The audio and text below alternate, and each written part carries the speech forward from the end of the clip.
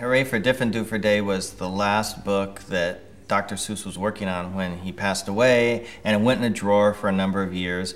But his longtime editor, Janet Schulman, kept thinking about it and coming back to it. And she called me about it and asked if I would do it, and I said no, because I'm a big Dr. Seuss fan, and I just didn't, I didn't think I could live up to that.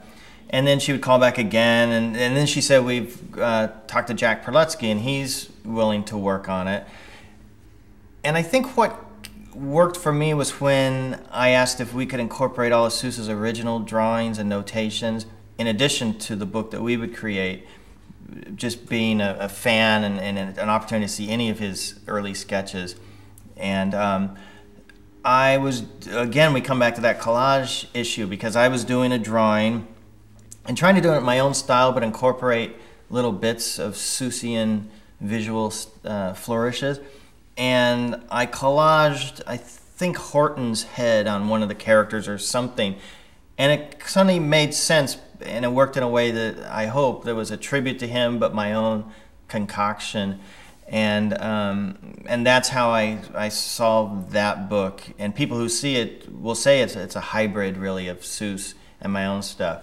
And also it was an excuse to go to La Jolla and go through his stuff, knock on the door of the widow Seuss, Geisel, and I was able to stay there and have lunch and look at his artwork and look at the view he looked out on as he created all these great books. And so, yeah, that was a real rare, fantastic experience. And I think Seuss was probably a big influence on myself and John Scieszka. If you talk about Green Eggs and Ham or The Cat in the Hat, I mean, it all goes back to that. That guy was the most, subversive of all. But another guy that kids love, there's these people like Sendak and Seuss that sometimes parents might think the stuff's a little edgy, but the kids are always the first ones to just love that stuff and get it.